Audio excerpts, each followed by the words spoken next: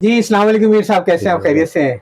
तो पिछली बार पहले से मैं आपके तालीमी करियर के मतलब काफ़ी बातें हुई हैं। अब मैं चाहूँगा कि आप ज़रा प्रैक्टिकल लाइफ़ के ऊपर आएँ। जी, बिल्कुल। आपने गोल्ड मेडल लिया और उसके बाद फिर लाइफ़ कैसे अपने हुँ, बिताई कि हुँ। मेरा ख़्याल है अगर गलती पर नहीं तो तकरीबन एक रुबा सदी तो हो गई है आपको एज़ अ प्रोफ़ेशनल अपने करियर जी, करते हुए। जी, जी, बिल्कुल। मस्ट बी 1990 से शुरू किया था मैंने। हाँ, 1990 जी, शुरू जी। किया था। हुँ। कैसे शुरू किया? कहाँ शुरू किया? अच्छा, जब हम पढ़ के निकले तो उस वक़्त ये कि पाकिस्तान में अनफॉर्चुनेटली इतनी करियर गाइडेंस नहीं होती, तो हमने सही। अप्लाई किया डिफरेंट जगहों पे। जहाँ पहली नौकरी मिली वो इलेक्शन ग्रुप की नौकरी थी वो, तो वहाँ मैंने अप्लाई कर दिया था पहले, और मेरी और भी जगह चल रहा था इंटरव्यू। लेकिन मैंने कहा कि पता नहीं आगे मिले नहीं मिले नौकरी, तो यहाँ नौकरी पढ़ रहे पकड़ लो पढ़ पढ़ रहे ले। तो वहाँ इलेक्शन ग्रुप में नौकरी मिल गई, वहाँ पे प्रोजेक्ट डेवलपमेंट सर्विसेज़ एक कंपनी थी उसमें, तो वहाँ जॉब चल रही थी। और मेरे साथ-साथ जो है ना ग्रीनडेज़ बैंक में भी एक जॉब चल रही थी। तो सबसे बड़ा एम्बैरेसिंग मोमेंट ये हो गया कि जब मेरी ग्रीनडेज़ में जॉब हो गई, तो मुझे मेरे एक दोस्त थे, उनको पता था कि मेरी जॉब हो गई वहाँ पे। तो उन्होंने यहाँ इलेक्शन में फ़ोन करके कहा, "भई उसकी जॉब हो गई, आप कोई दूसरा ढूँढ रहे हैं तो आप मुझे।" हालाँकि मैंने बताया नहीं था कि वहाँ बताया, तो मेरे बॉस ने बोला, "भई आप क्या छोड़ रहे हैं नौकरी?" तो हाँ, मैंने कहा, "सर वो मुझे ऑफ़र हुई है कोई, मैं सोच रहा हूँ अभी जाऊँ, नहीं जाऊँ।" हाँ। तो ख़ैर एनीवे वो मैंने वहाँ से फिर ग्रीनडेज़ बैंक मूव कर गया, बिकॉज़ देखें इस वक़्त, बिकॉज़ ग्रीनडेज़ एक मल्टीनेशनल बैंक था, और ये लेकिन ये सारी चीज़ें जो है ना वो उससे हो रही थी कि समझे कि कोई इतनी माइंडसेट और थिंकिंग नहीं थी इसके मेरी पीछे। साहब मेरी हुँ, कोशिश ये होती है कि अपने हुँ, मेहमानों के बारे में जितने हुँ, मैक्सिमम इन्फॉर्मेशन ले सकूं जी, लिंक्डइन से इधर से जी। गालबन इलेक्शन वाली जॉब को देखिए वो आपने इसलिए कि बहुत 18 दिन की जॉब थी वो। अच्छा अच्छा अच्छा अच्छा 18 डेज़ की जॉब थी वो अच्छा सिर्फ़। अच्छा अच्छा अच्छा 18 दिन में मुझे नौकरी मिल गई थी। हाँ लेकिन उन्होंने तनख्वाह पूरी दी थी मुझे, तो वो हाँ हाँ, 18 डेज़ की, तो इसलिए मैंने उसको इतना सिग्निफिकेंटली मेंशन करने की, तो ग्रीनडेज़ मैं जॉइन कर लिया। जी ग्रीनडेज़ में मैंने as a marketing manager trainee join किया था, और हमारा ट्रेनिंग प्रोग्राम था, कोई 25 लोग थे, तो हमें रोटेशन हो रही थी, जॉब रोटेशन थी, क्लासरूम ट्रेनिंग थी।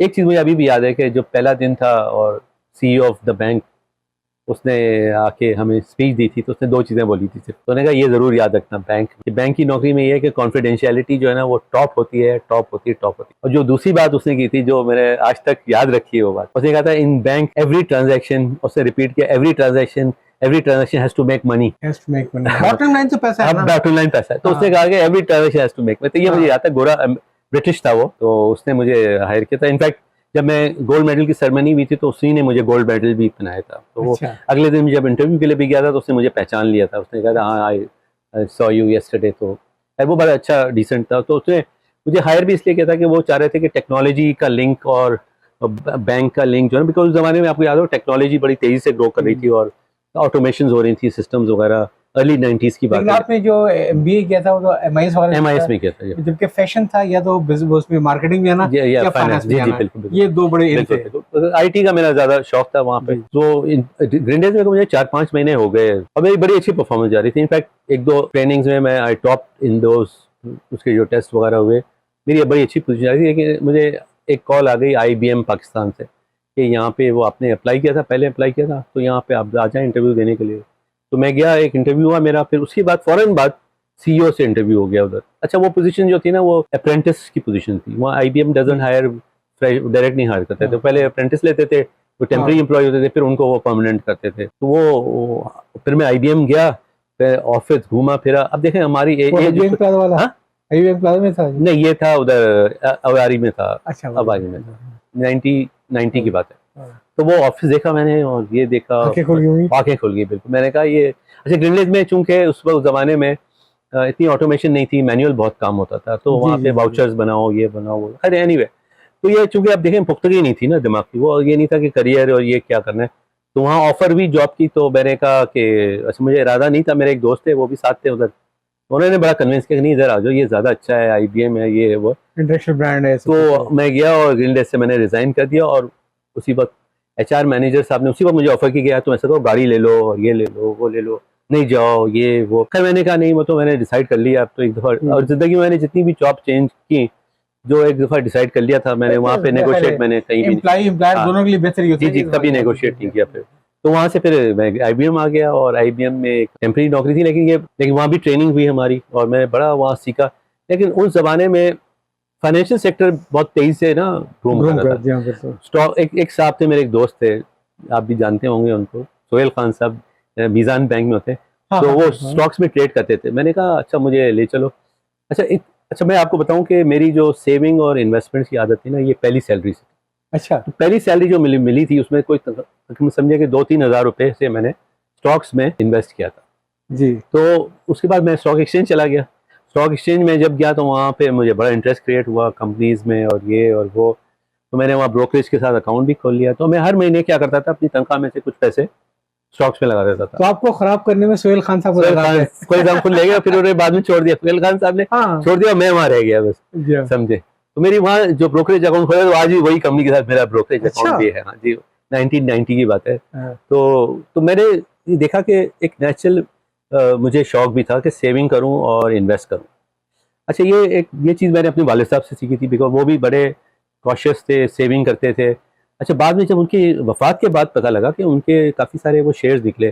वो आईसीपी में उस ज़माने में एक अकाउंट खुलते थे, पोर्टफोलियो हाँ, हाँ, मैनेजमेंट। हाँ, हाँ, हाँ, तो वो बिल्कुल लेम उनके लिए होते थे, जी, वो जो बिल्कुल। आईपीओज वगैरह में शेयर हाँ, ले लेते हाँ, थे। हाँ। तो वो उसमें काफ़ी उन्होंने शेयर लिया, लेकिन अनफॉर्चुनेटली जितने शेयर थे वो कंपनियां बंद हो चुकी थी। तो वो फिर भी आपने कोई इब्रत नहीं पकड़ी। एकदम नहीं पकड़ी। तो वो एनीवे, तो उसमें शौक था ये नेचुरली। तो मैं इसीलिए मुझे फिर आईबीएम में ऑल्दो मेरी परफॉर्मेंस अच्छी जा रही थी, लेकिन मैं ये सोच रहा था कि मैं किसी फाइनेंशियल सेक्टर में जी। शिफ्ट कर लूँ। तो मेरा एक इन्वेस्टमेंट की तरफ मुझे एक नेचुरल लगाव लगा कि मैं ज़्यादा उसमें करूँ। और मैं वहाँ पे ऑल्दो टेक्नोलॉजी में मैं काफ़ी अच्छा जा रहा था, वहाँ प्रोग्रामिंग भी करता था मैं आईबीएम में, और मार्केटिंग सपोर्ट में काम करता था। लेकिन मुझे फिर एक ये जॉब आई पाककोत इन्वेस्टमेंट कंपनी में।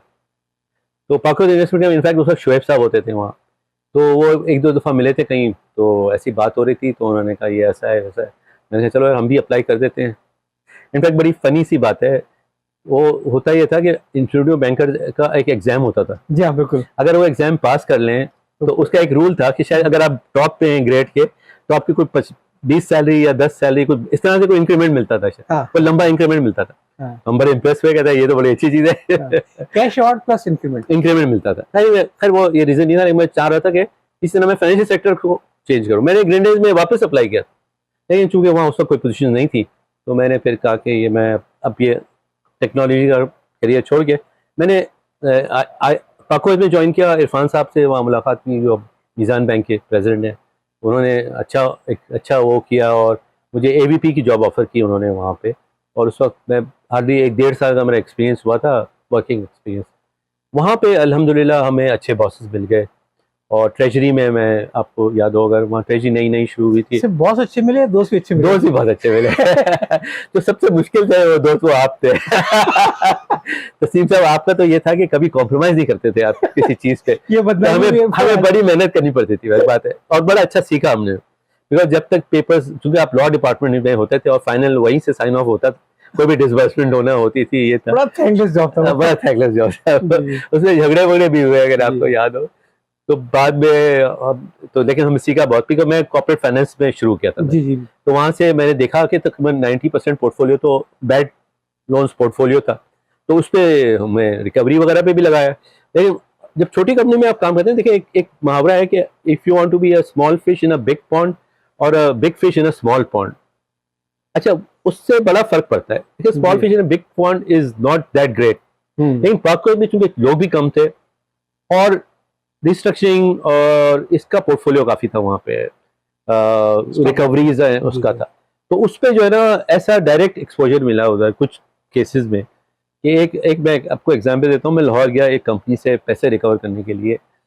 तो मैं तो उस वक्त बहुत ही, देखने में भी मैं बहुत छोटा सा लगता था। टेक्सटाइल की थी वो थी पेपर मिल थी, वो आपको ताज पेपर मिल थी। वो उनके एक सिंधु साहब थे यार। वो जब मैं एयरपोर्ट गया तो वो एक लंबे तगड़े आदमी और साथ 2 गार्ड थे, दोनों के हाथ में गन्स थी। और वो मुझे कहा इधर गाड़ी में बैठे आप। जब मैं गाड़ी में बैठ गया, अच्छा ज़माने कच्चे में लेके आने का रवाज नहीं था। वो अभी तो शुरुआत थी ना। अच्छा। तो उन्होंने खाना वाना खिलाया, फिर उन्होंने कहा कि अच्छा कल चलते हैं फैक्ट्री। अच्छा, अब मैंने उनसे रिकवरी की बात करनी थी। अब पूरा वक्त हिम्मत बना रहा था कि अब इनसे मैं रिकवरी की बात कब करूं। तो अब मौका देख के मैंने जब उनसे रिकवरी की बात की तो वो तो खड़े हो गए। मतलब एक एक्सपीरियंस था कि एक, क्योंकि हमें कोई ट्रेनिंग नहीं हुई थी ना इस तरह की, तो हमें खुद ही ऑन द जॉब ट्रेनिंग। तो अच्छी बात पाककोत में ये था कि आपकी ऑन द जॉब ट्रेनिंग बड़ी लाइव हो रही थी, और इन चीज़ों से बड़ा सीखा मैंने। ये था एक क्योंकि इंडस फ्रूट एक कंपनी थी, उसकी रिस्ट्रक्चरिंग की खड़े हो हमने। गए, उसके बाद क्या किया, बंदूक सीधी की नहीं की? वो जो आवाज निकाली ना, मैंने इतनी तेज आवाज की थी कि सुनी नहीं कभी जिंदगी में। बस फिर मैं वहां से फ्लाइट लेके वापस आ गया था।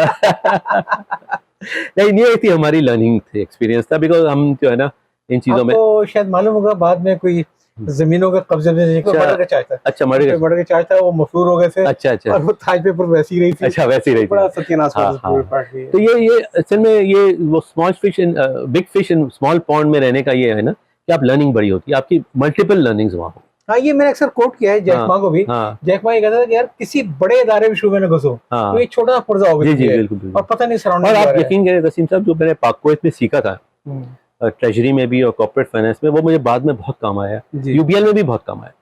बिकॉज आपको मैं सिर्फ एग्जांपल देता हूँ, यूबीएल में यहाँ पाक कुवैत में ट्रेजरी में काम करते थे हम, उस वक्त फंड रेजिंग करते रहते थे हम, ये करते रहते थे। मुझे जब मैंने यूबीएल ज्वाइन किया था तो एक इशू आया वहाँ कि फंड रेज करना था हमने, और वो फंड ऐसा रेज करना था कि हमने डिपॉजिट रेट नहीं बढ़ाना था। तो अभी सब बैठे थे, तो मैंने उनसे कहा कि आप ऐसा करें, टीएफसी का रिपो कर लें। तो ये अच्छा, इत्तेफाक से उन लोगों को पता नहीं था, ये टीएफसी का तो ज्यादा नहीं पता था, रिपो का भी उनको रिपो का पता था, ट्रेजरी बिल का रिपो इसका पता होता था।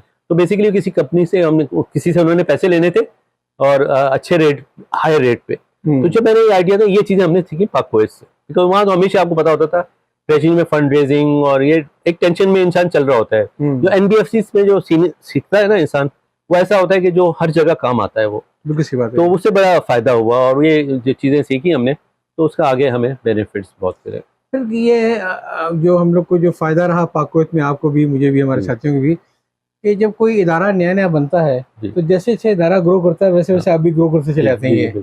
तो इसका भी बड़ा फायदा रहा शुरू में ज्वाइन करने। और अच्छा, आई थिंक मैनेजमेंट का भी बड़ा अच्छा हुआ था, इरफान साहब का, और वो अदनान साहब थे। आपने एएनजी के उसकी मिसाल दी बहुत प्यारी कि हर ट्रांजैक्शन में पैसा होना चाहिए। अच्छा, इरफान साहब का भी कहना ही था कि बॉटम लाइन पैसा है, बाकी सब चीजें। और इसी में याद है कि पाक कुवैत के एक एमडी होते थे, अदनान अहमद अली साहब, उन्होंने एक बड़ी प्यारी बात की थी कि कौमी मफाद कोई चीज नहीं होती है, अपने अपने इदारे का मफाद देखो तो कौम मफाद को बिल्कुल सही बात है। और उन्होंने ये बात समझाई थी है कि जब हमारे पास कोई जस्टिफिकेशन नहीं होता है किसी चीज का, तो हम कहते हैं कौमी मफाद में है। एब्सोल्युटली, अभी भी यही होता है, आजकल भी यही हो रहा है जी। और इसीलिए वही सारे ऐसे प्रोजेक्ट जो कि कौमी मफाद में लगाए गए थे, वो सब बैठ गए, बिल्कुल सब बैठ गए। तो वो ये इस तरह की चीजें जो है ना, वो तो मैं ये समझता हूँ कि जो आपका सही मानों में जो आपका करियर जो स्टार्ट हुआ, इससे पहले कि हम उस पर जाएं यूबीएल फंड के ऊपर, के तकरीबन कोई 15 साल के करीब आपने पाक कुवैत में,